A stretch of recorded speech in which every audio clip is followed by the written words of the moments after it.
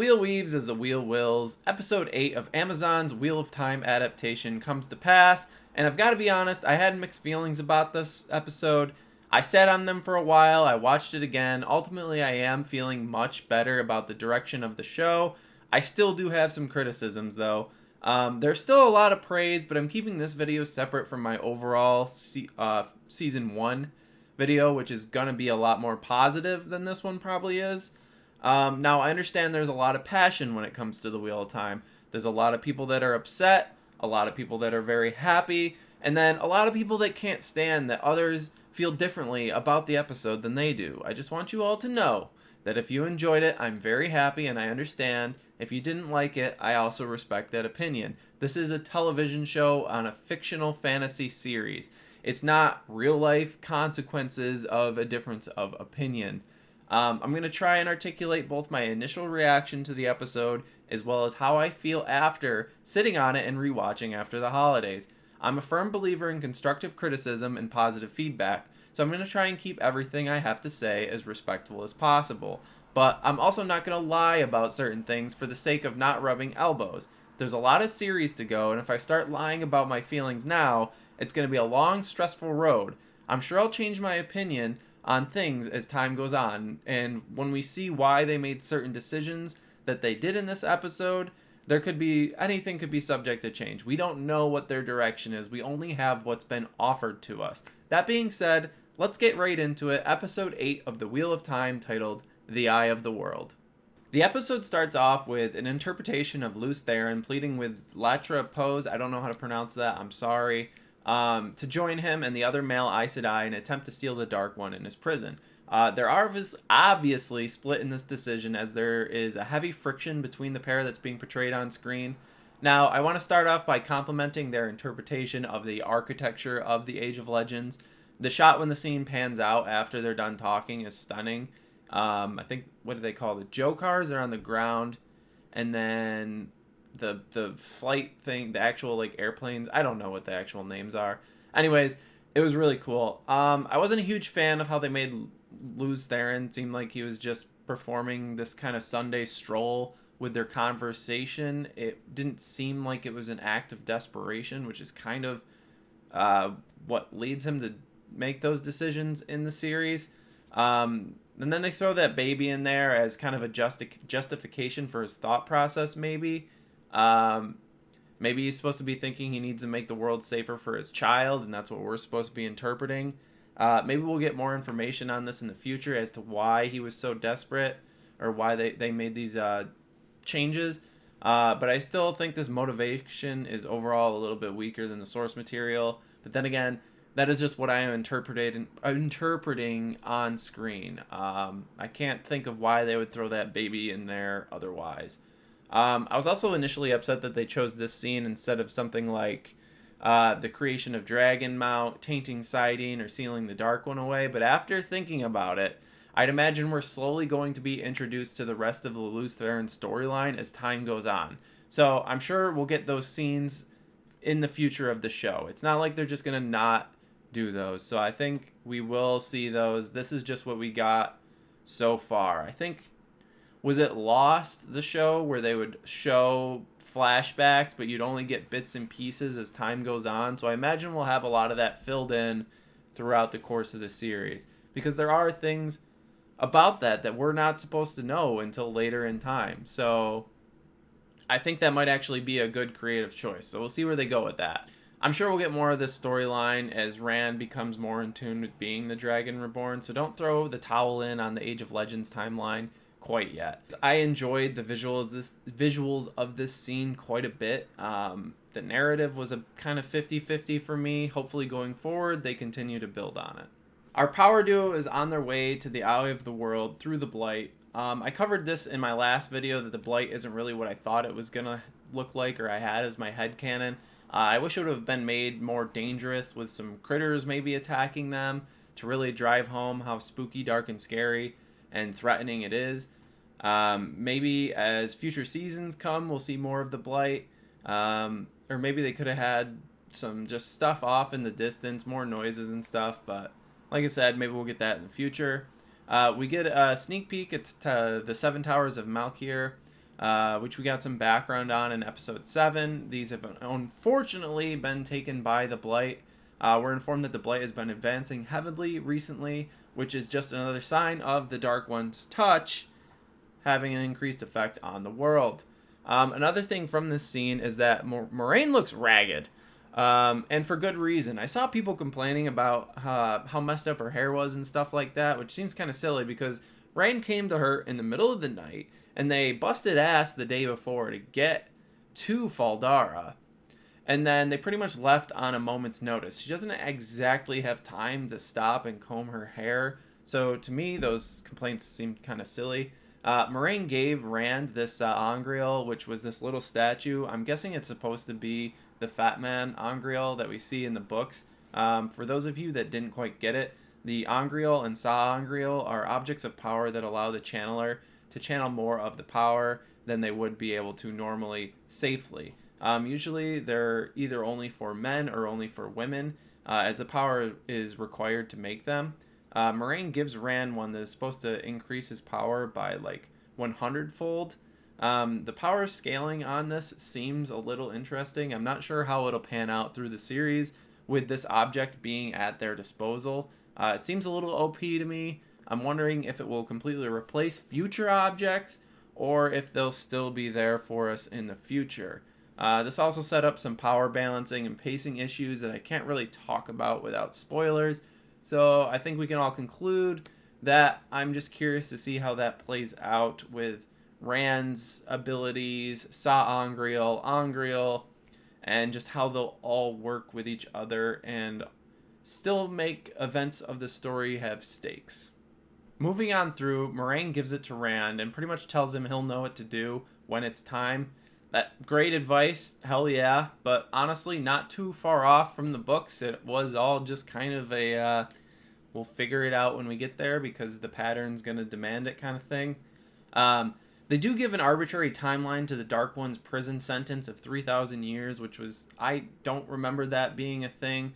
I wonder if they did this to set up the idea of a continuous cycle of the Dark One trying to break free and the Dragon Reborn trying to put him back, or if it was just a whoopsie-daisy with the writing going through. I'm not sure how I like the 3,000-year cycle idea, but hopefully later we will understand and it'll make sense. So we'll see.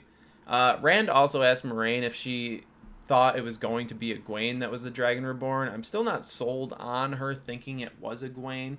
She doesn't answer him, so nothing is confirmed. I still think it was just a way to motivate her to come to Tar Valon. At one point, Rand asked Moiraine if she can teach him to channel, but as we know, women can't do that. They're two separate parts of the source. However, Moiraine goes into this speech about how Rand will be able to channel when push comes to shove, using her experience with another Aes Sedai in the tower as the reasoning. Basically, this Aes Sedai beat her senseless until she could channel to defend herself. This is not a foreign concept to the Wheel of Time.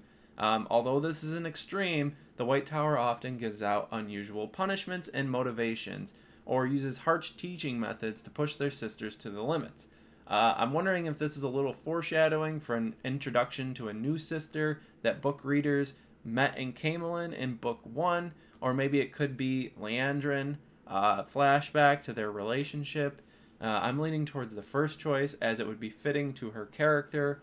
There's even a tidbit about said character wanting her to be everything she could be, which maybe is a hint to this character having certain abilities, could be a reach, but who knows.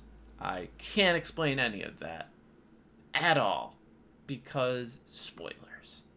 Moiraine tells Rand to channel into the Sa Angreal, which people were all up in arms about not being accurate. I don't think this wording is too life-ending. Sa Angreal are meant to be items that let the user channel more of the one power than they could normally. They don't have any latent power of their own like inside them. So to be technical, I do think that the phrasing is off, but perhaps there is something coming down the line with the magic system's visual representation or just how it works that will be the reasoning for this. This is a change that doesn't bother me as much because it doesn't have any damaging effects on the story narrative or pretty much anything at all. If they did miss it on accident, then they might want to get someone additional in there fact-checking things, but I'd rather them get stuff like character motivations and development on screen than a 5-minute explanation of how Angreal work. Both obviously would be ideal, but I'll take the character development over the Angreal physics. As far as the Eye of the World itself goes, I thought it was a pretty cool design. It almost looks like the White Tower, but going into the ground. Perhaps this was where the Dreadlords met during the War of the Shadow, when the Dark One was free. We then get introduced to Rand slowly regaining parts of his memory, but the pieces are just out of reach. Rand says he fought the Dark One there, and then he says something else, and Moraine's reaction to him saying that the Dark One looked like a man is definitely showed to us on purpose. I think we're supposed to be suspect of something there, and I won't get into it because spoilers! Rand touches the symbol on the ground, and that's kind of when this mental game begins. Rand is transported to this dream reality where his ultimate fantasy is playing out before him. He's married to Aguain, they have a child, they live on the slopes of a mountain back home, and I'd like to point out that this also lives to my fantasy because the house has thatch roofing, not the slate roofing. None of that tile baloney that we saw back in the Two Rivers that already had tiles. Regardless, I'm glad we got to see this dream sequence. Hopefully we don't lose the flicker sequence, but the alternate reality being portrayed was something that I always caught my curiosity and really hammered my interest in the Wheel of Time. Also, another character has a vision similar to this, so hopefully we get to see that too. They could reuse the set and everything, and then we get to see kind of both of their interpretations of this dream reality and both of their reactions as well. We then get our first in-world manifestation of the Dark One, and I actually really liked how this scene was done. Moraine instantly strikes out at him, but the dude just blocks her weaves and cuts her off from the source in an instant. I thought the specific effects used to show this sequence were pretty cool, especially how he holds her shields in his fingertips. I have a theory on this, but I'm going to save it for my spoiler prediction video for Season 2. The way he talks has kind of grown on me at this point, and I quite like the way his dialogue fits his voice. There's a level of amusement to it that fits how his character is feeling at this point. He just kind of sits there and taunts Moraine, and anyways, I really liked how that was done. Rand is in the dream, starting to realize something is up. Tension starts to rise between him and Dream Aguain. Somehow she knows about this super personal detail between the two, causing Rand to think it's real. But then our spooky Dark One enters the scene to try and convince Rand to join the dark side. During the scene where he cuts and heals Aguain, they keep focusing on a band that is around his wrist or in his hand. I don't know if this is supposed to be some type of Angreal, and I have questions about it. I do enjoy the look of dumbfounded shock and amusement on the Dark One's face as he shifts between the two emotions while he's studying Rand. We then get this scene where the Dark One is teaching Rand how to channel. This was one of the controversial things because of how Saidin is kind of described in the books, but if you watch the scene and pay attention to the mannerisms of the Dark One, he tells Rand to empty himself and let Saidin flow through him. When Rand starts to fight it, he gets angry. I definitely think this was him trying to trick Rand, and that how channeling Saidin hasn't changed. He was just trying to trick Rand into letting it take control of him. Especially when Rand starts to struggle with it, you kind of see the smile envelop on his face in the waking world. I do believe that there is just kind of some trickery from the Father of Lies going on here, trying to maybe make Rand lose control and possibly break the seal that he does at the end of this episode, from Rand just kind of channel nuking the whole place and losing control. That's just a working theory, though, that I do feel kind of confident in, but we will see as time goes on. Let me know what you think about that in the comments, because that's definitely one that I think is the case. Rand eventually comes to the conclusion that he doesn't want the world to be what he wants it. He wants people, Aguain specifically, to have the choice. It seems a tad sappy for my taste, but then again, that's exactly who Rand is, and that's kind of a premise we will see in the future. Rand channels through the Sa'angreal, and he lets out this explosion of raw power that looks similar to what Nynaeve did. It doesn't seem to be a specific weave, so it was just kind of this controlled detonation forward, which still makes me think that the Dark One intended for him to do that. But maybe he just intended to just have him blow up instead of a directional thing. But Rand and Moiraine would have died in the process. As he kind of fades away, you can almost see him grin on his face. So there's definitely a lot to unpack from that. I think assumptions can be made. So yeah, in the process of doing this, the symbol on the floor appears to be cracked and chunks are broken off. Rand reveals to Moiraine that he doesn't plan on going back to his friends or Fal Dara, and Moiraine shares the same sentiment with him. Rand is afraid he will go mad and kill his friends and decides it is best to be on his own. He then tells Moiraine to lie and say that he died at the Eye of the World, which would be a lie, which Moiraine may or may not be able to do now depending on her state after she was kind of cut from the source. She even tells him that.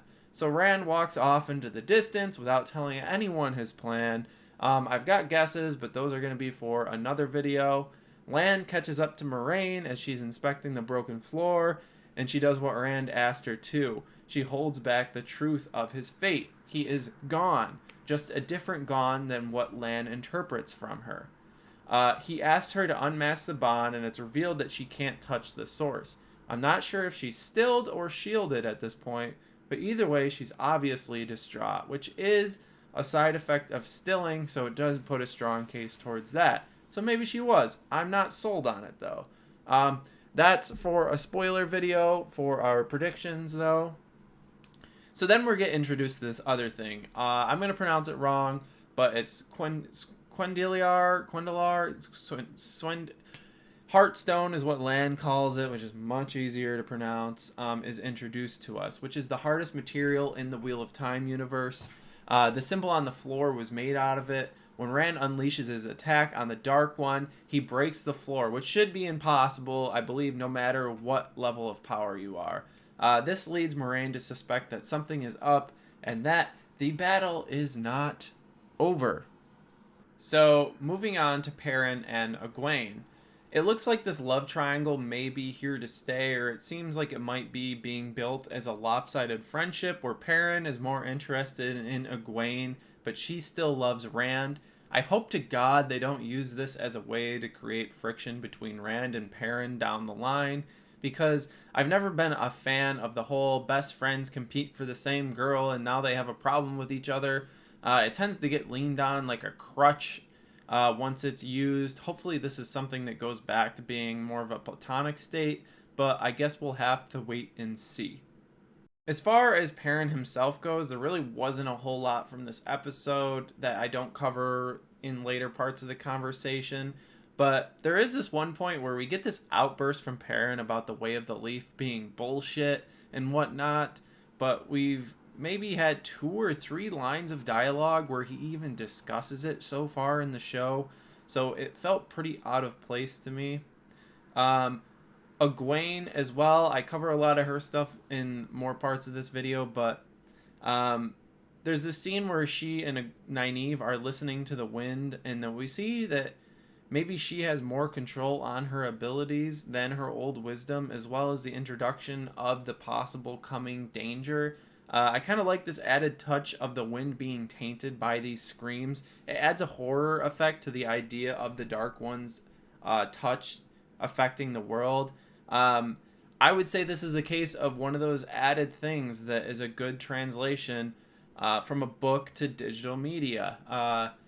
The Dark One's touch on the world is something that is brought up over and over again in the books, and I would say that this is a pretty good interpretation of how that might be happening. We get this iconic scene between Lan and Nynaeve, and I think due to the pacing and time constraints, it felt a little rushed for this powerful scene between these two characters to be played out in 120 seconds. I counted it. But as it was playing out on screen, I did get a little sappy.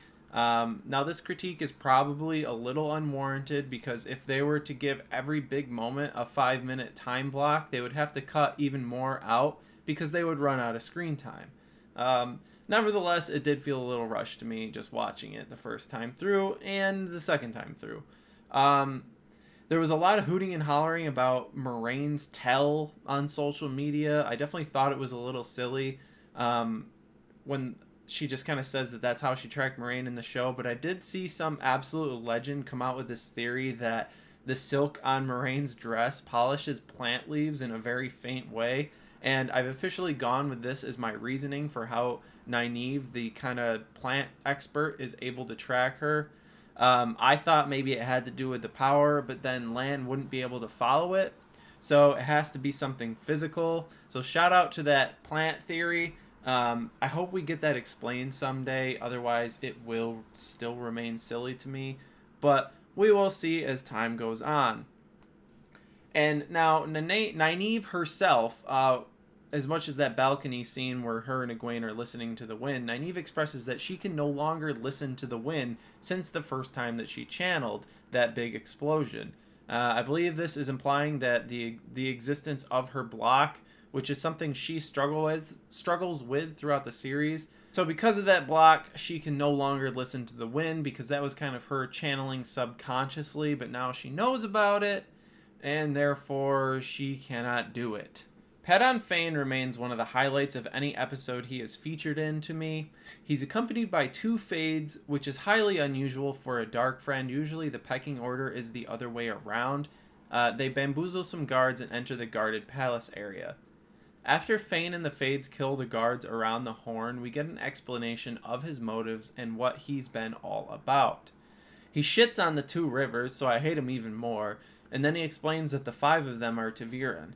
Now, I've always understood the argument that Egwene and Nynaeve are potentially ta'veren, but I like the idea of them achieving what they do through their will and determination, rather than this supernatural plot device helping them along the way.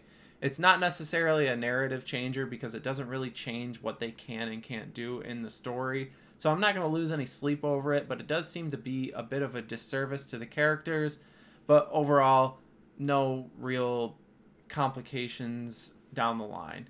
Fain then reveals that they weren't even ever trying to kill the 5 of them. They wanted to capture them for the Dark One, and hopefully use them against the world, joining the dark side.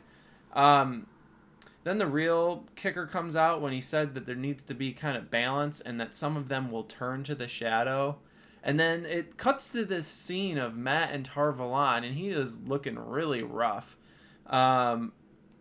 So I was kind of curious about that, and also since Barney left the show, I think that was like when him and Rand were on the road, and he had like his hood down and shit like that, and was looking pretty sick, and then they just spliced it into a different background. I think that's how they got that scene in there.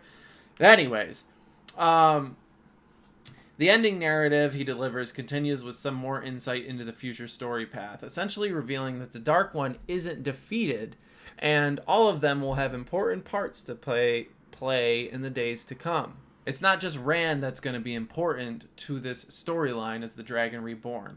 He then gives Perrin a cool look and just kind of swaggers off with the Horn and the 2 Fades following him by his coattails. I absolutely loved everything about this actor and the lines they gave him. As I said before, I'm really looking forward to this character's development over time, and hopefully we end up with... I can't get into that, so never mind. Looking forward to it. Something tells me Padan Fain and his numbers were not the only Dark Ones in Fal Dara. I have this sneaking suspicion that the motives of a character we see in The Great Hunt were mixed with Lord Agelmar, but then he has a change of heart and tries to stop it. It's why he doesn't put the armor on, as maybe he doesn't want to dishonor it, and why he looks so relieved when he gets kebabbed at the end of the episode. This would best explain the I'm incompetent leader narrative that they keep beating us over the head with Agelmar. So we'll see how that goes in the future.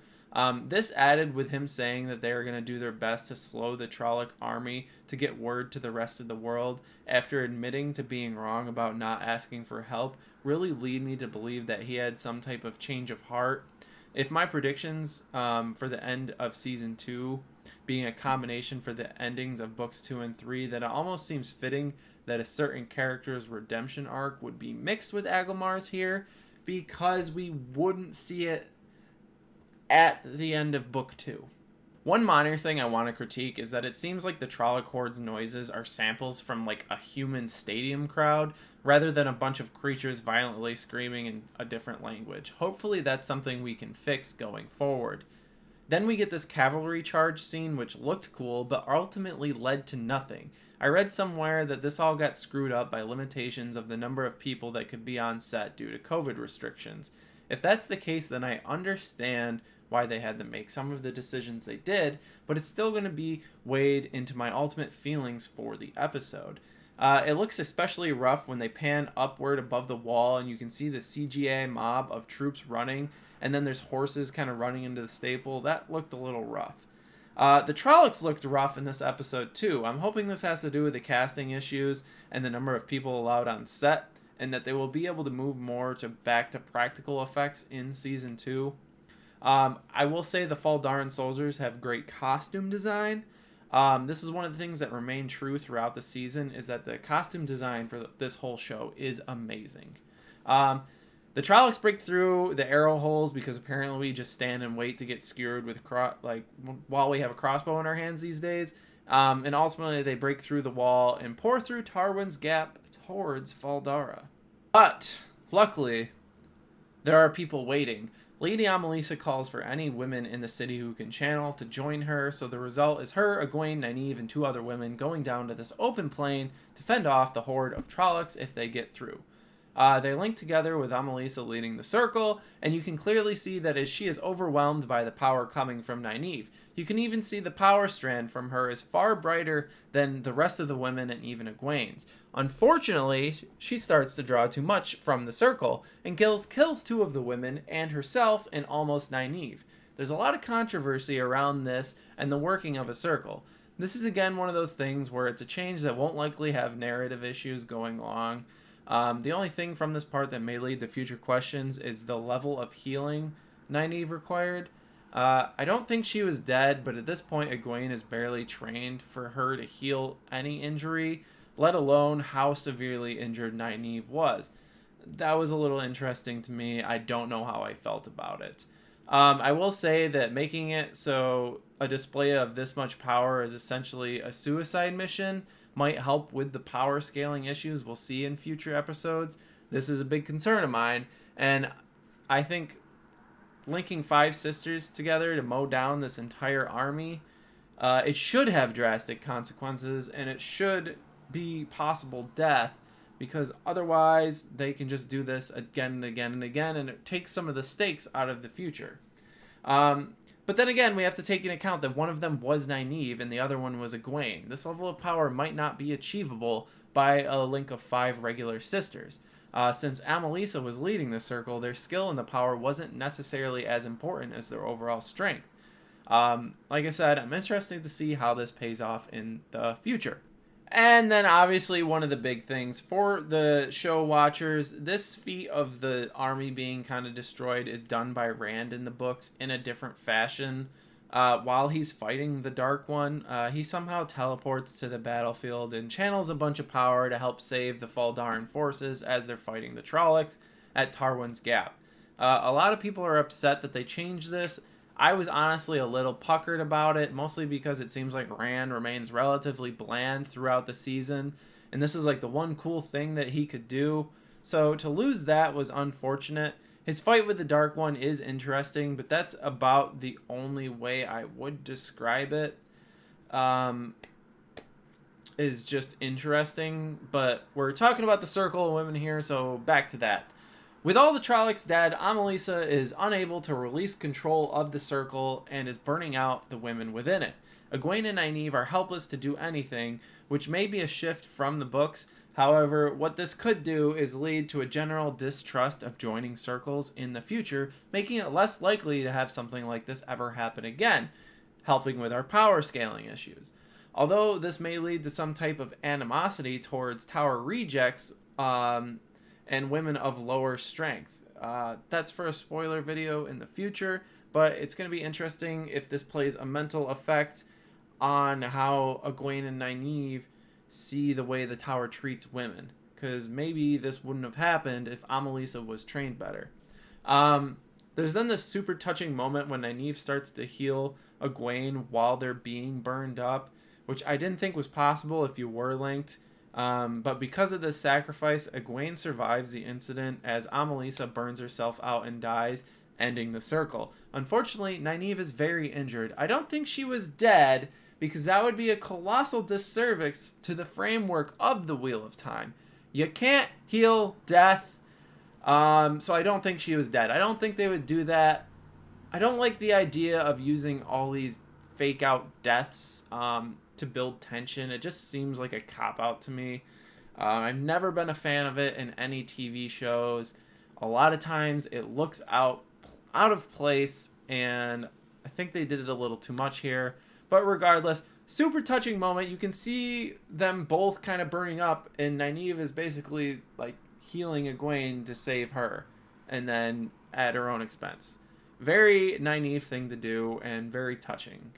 Made my heart grow 3 times its size. The Horn of Valeer. First off, I'm okay with the horn being some type of crazy kept secret that only the leaders of Faldara know about, but it seems like about 5 dudes knew exactly where and what it was, just with Agomar being like, you know what to do.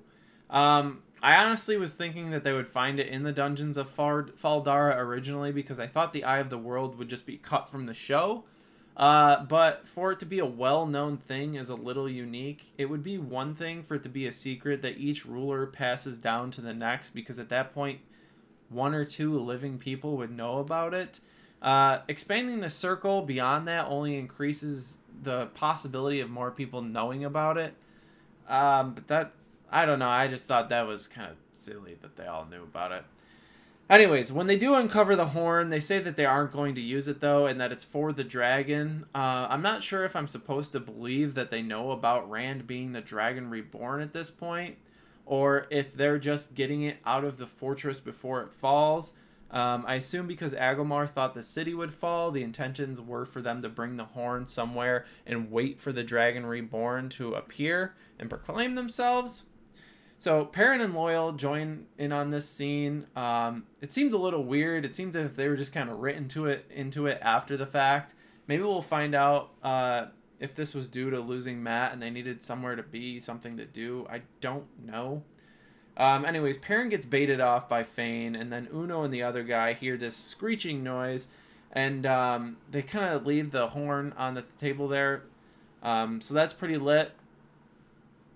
But at least that's what I thought. Going back and watching again, it seems like they didn't actually leave the horn behind. I think they were just kind of standing up to defend the room, considering they're still present when the Fades enter the room when Perrin comes back.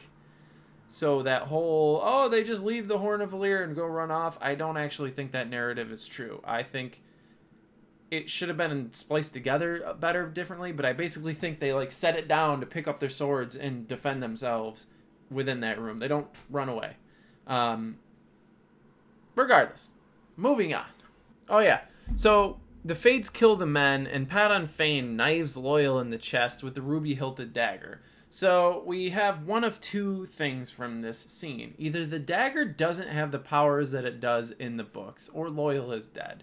The other men seem to be a mixture of dead and injured. I doubt a Fade would leave them alive. The whole scene is a little... this is... Wheel of Time is a fantasy series. It's not some grimdark thing, Game of Thrones stuff, where everybody's got to die and whatnot. But this seemed interesting. But I guess we got to make it suspenseful. Moving on to a character we got in this show... the Dark One. We finally get more than a 2-second glimpse of the Dark One after he shish kebabs Moraine, and then Rand puts an arrow in his eye. Very quick reflexes, by the way, Rand. Good shot. I think that the actor that plays him, as well as the speech patterns that they went with, I like the mannerisms too.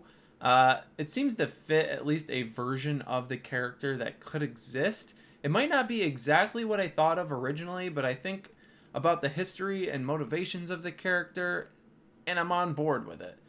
We even get some comparisons of Rand to Lews Therin and some background lore with this character, We get the 100 companions, which people were all in an uproar about. I do think they should have just said, and your 100 companions, rather than showing us that they know how to do subtraction. Nevertheless, that's at the bottom of the barrel of complaints. Side note, for those that are new, the 100 companions are the male Aes Sedai that joined Luce Theron, the guy from the Cold Open, in sealing the Dark One's prison. So when Rand shows up with just Moiraine, he's shocked because it's a lot different than this whole troop of dudes. Moving on. In fact, I think that his surprise at just how unprepared Rand really is kind of amusing and fitting. One of my main criticisms of the show so far has been that Rand seems poorly developed, but at this point in the series, he really doesn't have any skills. He used his sword a bit and can shoot the bow and arrow, but other than that, he's a limp fish compared to the Dragon Reborn. I think at this point, especially after episode 7, it's obvious Tam isn't Rand's father, but it's still a sensitive subject, so he really uses that to get Rand on edge quite successfully, too. We're also introduced to another, not person, but kind of group of people in this episode. The Sanchan are introduced. We get a little sneak peek at the end of the episode. There's this armada of ships off the coast of the Western Shore, which was teased to us in episode 6, I believe, when one of the Blue Ajas had to go west and investigate ship disappearances. There's this little girl playing alone on the beach. The birds and the animals start to bug out, yada, yada, yada. I thought the ship designs and costumes were pretty cool. They may not be my exact thoughts, but they were definitely unique. Going forward, we probably want the Sanchan ships to look recognizable so they can be distinguished from other ships. The same thing with their soldiers. We then get these women coming forward and doing some type of chant with 2 women in white channeling. I won't comment on this relationship too much in this video, but I was surprised to see that they did away with the collars. I'm interested to know why. I always thought the relationship between the Damane and the Soldan, whatever, was interesting. Sometimes the things the Damane say really add to the psychological fuckery of that relationship. So if they can't talk at all, we kind of lose that a little bit. I'm curious how this will be portrayed. When I say they can't talk, because they got these fucking like ball gag things in their mouth or whatever. So yeah, that's gonna be interesting. I do think the tidal wave thing was a little silly. I've seen people from all over the internet trying to justify it with some of the biggest reaches I've seen. This might be where you start to disagree with me if you haven't yet. But first, the armada is maybe a half-mile wide. Second, they show us a lot of angle of that beach. There's no town hidden within the epicenter of this wave. The girl is on some type of cove.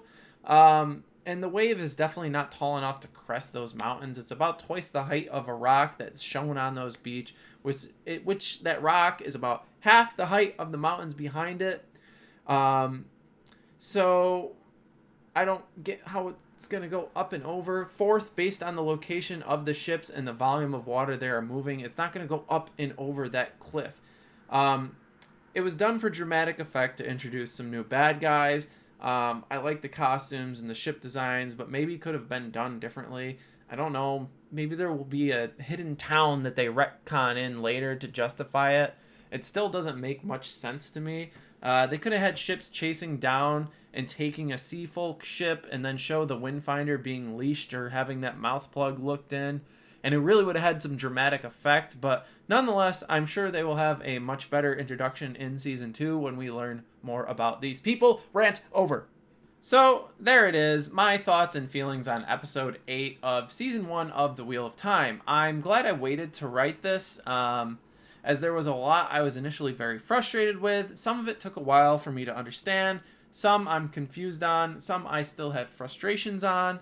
But nevertheless, I really struggle with how to rate it. There is obviously constraints to work with, but I'm not sure how much slack I should give because of that. I don't think I'm going to give it any, actually, because in the long run, there will be a lot more episodes, and I don't think it's fair to compare this one at a higher level due to technicalities. Like, say I rated this a 5, and then there's better episodes in the future that are also a 5.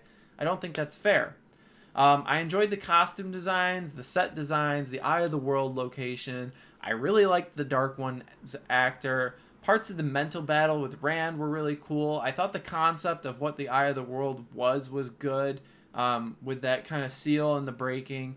Podon Fane was on point as always, but there were definitely things that fell off. Perrin seemed like an afterthought. Loyal seemed like he was thrown in there to give Perrin someone to talk to. We still have remnants of the Perrin and Aguain love triangle. The CGI was not good. And I thought Nynaeve and some other characters' injuries being healed will lead to a loss of consequence in the future. The big battle climax was relatively anticlimactic to me. I realize that everyone is going to have different opinions on this, and that's okay. Just be respectful of others. You don't have to be mad at someone for liking it a lot. I'm glad people liked it. I wish I did like it as much as other people did. On the other hand, if someone didn't like it and was respectful in how they worded it, there's no reason to shit on them. It's a fucking TV show.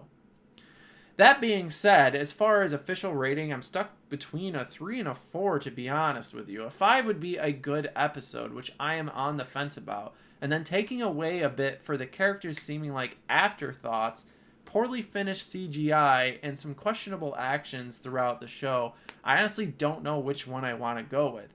Keep in mind, this scale is meant to run the gambit of the entire series, with the absolute best of these 14 books being a 10, and the absolute worst being a 1. With that, I think I am going to rate this episode a 4, with the thought that I almost rated it a 3. I know that's going to make some people mad, but that is just how I felt watching this. It is the one that I want to go back to and watch the least. There's a lot of great episodes this season, and to me, it just wasn't one of them. It was meh. Meh to me is like a 3, and then there was a few things they introduced and did right to make this a 4 to me. Hopefully with the next season we can clean up some of the things with lockdown or letting off the COVID restrictions, and hopefully writers don't have to rewrite scenes and lose cast members. They don't have to be limited to so many people in the room. There's just so much potential still with this show that I'll discuss in either season review videos or prediction videos, but for now I'll leave it at that. I think the show is good. There are parts that are absolutely being nailed. However, Wheel of Time has the potential to be something amazing. So even something that is good, I think there should still be discussions how improvements can be made. Hopefully the crew thinks the same way. Good shows are popular when they come out. Great shows span the test of time. I think from what we've seen and what they have to work off, we can definitely have a great show. They just need to work for it. With that being said, let me know what you think in the comments below. Do you disagree? Do you agree? Am I too high, too low with my rating? I know I'll get flack for it either way, but just let me know your opinion. I'm all over the board, so there's going to be things that people agree with me with and disagree with me with, and usually no one talks about what they agree with. It's always just the negative, the negative, the negative. But regardless, those are my opinions. I will be looking forward to doing a full season review and a predictions review and yada yada yada. Anyways, for now, I am out. I will see you in the next one. Peace.